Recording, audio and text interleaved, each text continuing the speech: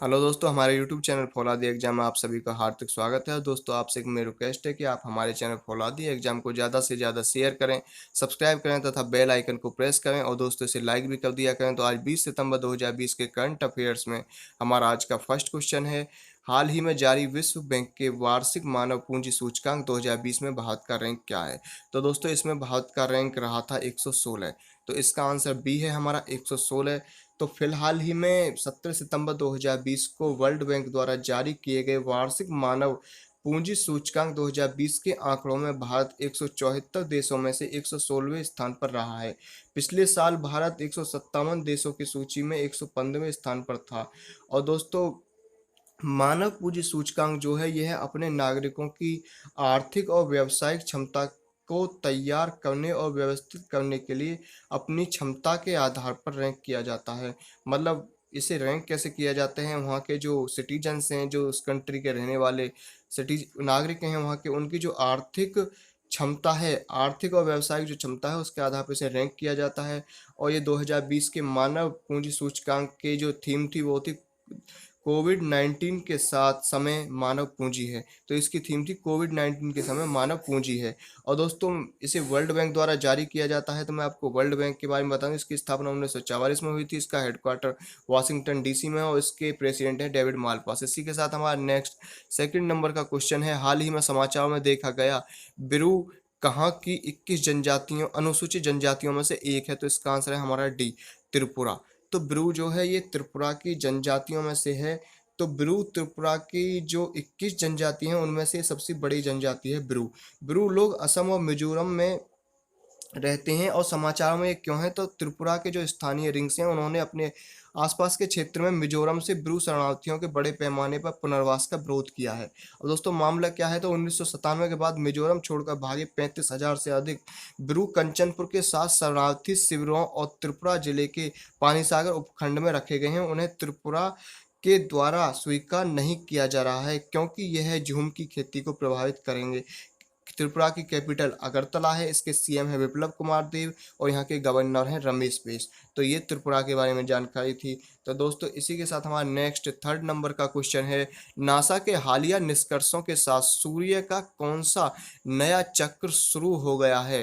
तो दोस्तों, ये सूर्य का जो नया चक्र स्टार्ट हुआ है इसका आंसर है हमारा ए, सौर चक्र 25। मतलब सौर चक्र 25 नासा के हालिया निष्कर्षों के अनुसार ये सूर्य का नया चक्र शुरू हो गया है। तो हाल ही में नासा और national oceanic and atmosphere administration NOA के वैज्ञानिकों द्वारा एक नया सौर चक्र शुरू होने के अनुमानों की घोषणा की गई है। और सौर चक्र क्या है, तो ये सूर्य एक गर्म आवेशित गैस का गोला है। यह आवेशित गैस जब गति करती हैं तो एक शक्तिशाली चुंबकीय क्षेत्र उत्पन्न करती हैं। यह चुंबकीय क्षेत्र एक चक्र से गुजरता है जिसे सौर चक्र कहते हैं। और पृथ्वी पर इसका क्या इफेक्ट पड़ेगा, तो यह पृथ्वी के रेडियो संचार को प्रभावित करते हैं तथा चरम विस्फोट होने पर यह पृथ्वी के बिजली ग्रिड को भी प्रभावित कर सकते हैं। दोस्तों, नासा के बारे में मैं बता दूं, इसकी फुल फॉर्म है national aeronautics and space administration. और इसकी स्थापना 29 जुलाई 1958 को हुई थी। इसका हेडक्वार्टर वाशिंगटन डीसी में है। इसी के साथ हमारा नेक्स्ट फोर्थ नंबर का क्वेश्चन है, भारत के प्रधानमंत्री ने किस राज्य में ऐतिहासिक कोसी रेल महासेतु का उद्घाटन किया है। तो दोस्तों, ये जो उद्घाटन किया गया है इसका आंसर है हमारा बी, बिहार में। तो बिहार में अभी प्रधानमंत्री नरेंद्र मोदी के द्वारा एक ऐतिहासिक कोसी रेल महासेतु का उद्घाटन किया गया है। यह सेतु बिहार के इतिहास में ऐतिहासिक क्षण होगा क्योंकि यह सेतु बिहार को पूर्वोत्तर भारत के राज्यों के साथ जोड़ेगा। इसकी लंबाई तो कोसी रेल महासेतु की कुल लंबाई है 1.9 किलोमीटर और इसका निर्माण लागत है 516 करोड़ रुपए। इसे भारत सरकार द्वारा 2003-4 के दौरान स्वीकृत किया गया था और 2020 में पूरा किया गया है। बिहार की कैपिटल है पटना।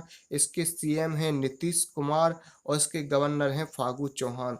तो दोस्तों, ये जो यहाँ पे कोसी महासेतु परियोजना को स्टार्ट किया गया है, इससे बिहार को पूर्वोत्तर राज्य जो हैं उनसे जोड़ने के लिए किया गया है, जिससे बिहार की आर्थिक व परिवहन स्थिति को मजबूत बनाया जा सके।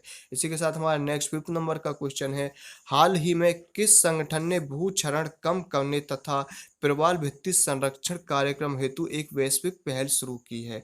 तो इसे भू क्षरण कम करने और इसे करने के लिए इसके G20 द्वारा ये पहल शुरू की गई है। तो दोस्तों, इसके बारे में आपको बता दूं, तो इसका उद्देश्य G20 सदस्य देशों में भू क्षरण को कम करना है।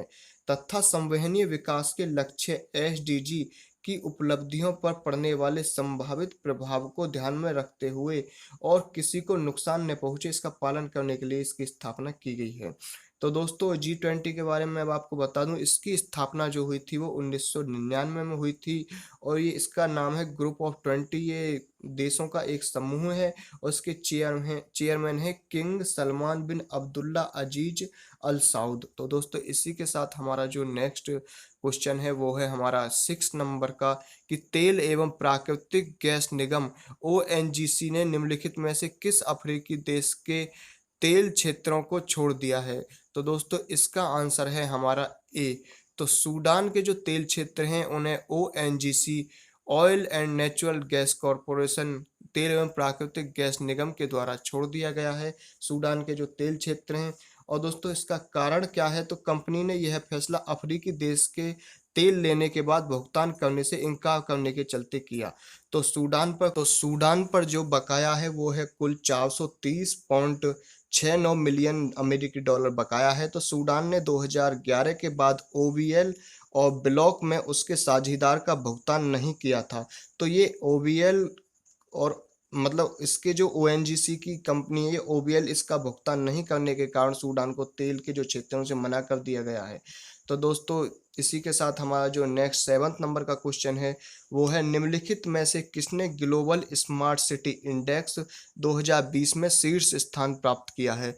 तो दोस्तों इसका आंसर है हमारा सी, सिंगापुर। तो सिंगापुर के द्वारा अभी फिलहाल ही में टॉप पे स्थान दिया गया है इसे सिंगापुर को। तो ग्लोबल स्मार्ट सिटी इंडेक्स अभी रैंक किया गया था 2020 का, तो उसमें टॉप पे जो रहा है वो सिंगापुर रहा है। तो टॉप पर सिंगापुर रहने के साथ इसमें भारत का जो प्रदर्शन रहा है उसमें हैदराबाद 85 पर है, जो कि 2019 में 67वें स्थान पर था। और दोस्तों इससे सिंगापुर के साथ साथ प्रबंधन विकास संस्थान द्वारा स्मार्ट सिटी इंडेक्स को जारी किया जाता है। इस वर्ष सूचकांक में प्रत्येक शहर से चुने गए 120 निवासियों के अनुभवों के आधार पर दुनिया के 109 शहरों को रैंक दी गई है। तो इसमें वहाँ जो निवासी जो रह रहे हैं वहाँ पे उनके अनुमान के अनुसार पर इसे रैंक किया गया है। तो दोस्तों इसी के साथ हमारा नेक्स्ट 8 नंबर का क्वेश्चन है, टाइटन ने निम्नलिखित में से किस बैंक के साथ संपर्क रहित भुगतान घड़ियां टाइटन पे को लॉन्च करने के लिए साझेदारी की है। तो अभी टाइटन पे ने जो साझेदारी की है वो एसबीआई के साथ की है, भारतीय स्टेट बैंक के साथ। तो दोस्तों जो स्टेट बैंक ऑफ इंडिया के साथ साझेदारी की है इसका उपयोग केवल उन यूजर्स के लिए किया जा सकता है जिसका एसबीआई योनो खाता धारकों के साथ खाता है। इसके द्वारा उपयोगकर्ता अपने एसबीआई बैंक कार्ड की बिना स्वाइप या सम्मिलित किए बिना संपर्क रहित ट्रांजैक्शन कर सकते हैं। और इसकी स्थापना 1984 में हुई थी और इसका हेडक्वार्टर बेंगलुरु कर्नाटक में है। और इसकी जो पेरेंट कंपनी है वो टाटा ग्रुप, मतलब टाइटन जो घड़ियां बनाती है इसने अपनी एक घड़ी बनाई है जो कि संपर्क रहित है, उससे हम भुगतान कर सकते हैं कोई भी ट्रांजैक्शन। और उसे किसके साथ साझेदारी की है उसे बना के, तो एसबीआई के साथ। तो दोस्तों इसी के साथ हमारा नेक्स्ट 9 नंबर का क्वेश्चन है, विश्व रोगी सुरक्षा दिवस 2020 का विषय क्या है। तो अभी फिलहाल में विश्व रोगी सुरक्षा दिवस का विषय था health worker safety A priority for patient safety. तो इसका आंसर डी है, health worker safety A priority for patient safety. ये थीम थी विश्व रोगी सुरक्षा दिवस 2020 की। तो विश्व रोगी सुरक्षा दिवस हम मनाते हैं वो हर साल 17 सितंबर को मनाते हैं। और इसकी शुरुआत जो हुई थी वो 25 मई 2019 को डब्ल्यूएचए पर 72.6 रोगी सुरक्षा पर वैश्विक कार्रवाई प्रस्ताव को अपनाकर की गई थी। और इसकी थीम तो मैंने आपको फिलहाल ही में बताई दी। तो इसकी थीम जो हिंदी में इसकी थीम है वो है सुरक्षित स्वास्थ्य कार्यकर्ता और सुरक्षित रोगी। तो दोस्तों ये 17 सितंबर को मनाया गया था विश्व रोगी सुरक्षा दिवस। और इसकी थीम मैंने आपको बता दी है, ये बहुत ही इंपॉर्टेंट है। तो इसी के साथ हमारा नेक्स्ट 10 नंबर का और लास्ट क्वेश्चन है, हाल ही में पारित कृषक सशक्तिकरण व संरक्षण कीमत आश्वासन और कृषि सेवा पर करार विधेयक 2020 समझौते के संबंध में निम्नलिखित कथनों पर विचार करें। तो दोस्तों इसका जो हमारा सेकंड वाला ऑप्शन है ये सही है और फर्स्ट और थर्ड जो है ये गलत है। तो मैं आपको पहले ऑप्शन के बारे में बताऊँ, यह खाद्य प्रसंस्करण उद्योग मंत्रालय द्वारा पेश किया जाता है, जबकि ये गलत है, इसे कृषि कल्याण मंत्रालय द्वारा प्रस्तुत किया जाता है। और दोस्तों इसका उद्देश्य बड़े खुदरा विक्रेताओं के साथ जुड़ते समय किसानों को बचाना है और सशक्त बनाने वाली खेती के समझौते पर एक राष्ट्रीय रूपरेखा प्रदान करना है, जबकि ये सही है। और थर्ड वाला जो है एनपी एनपीएएमसी मतलब एनपीएमसी बाजारों के भौतिक परिसर के बाहर किसानों की उपज के अवरोध मुक्त राज्य के भीतर और अंतर्राज्यीय व्यापार की अनुमति देता है, जबकि ये गलत है। इस तरह का क्वेश्चन पूछा जाता है कि उपयुक्त कथनों में से कौन सा सही है, और आपको ऑप्शन मिलते हैं कि कौन सा सही है, तो इसमें आपको ऑप्शन होगा कि केवल सेकंड सही है। तो दोस्तों इसी के साथ हमारे आज के करंट अफेयर्स का ये लास्ट क्वेश्चन था। जैसा कि आपको पता है डेली हम 10 क्वेश्चंस का वीडियो अपलोड करते हैं करंट अफेयर्स का। तो दोस्तों इसे ज़्यादा से ज़्यादा शेयर करें, सब्सक्राइब करें, लाइक करें तथा बेल आइकन को प्रेस करें। और दोस्तों आज के लिए धन्यवाद। So thanks guys.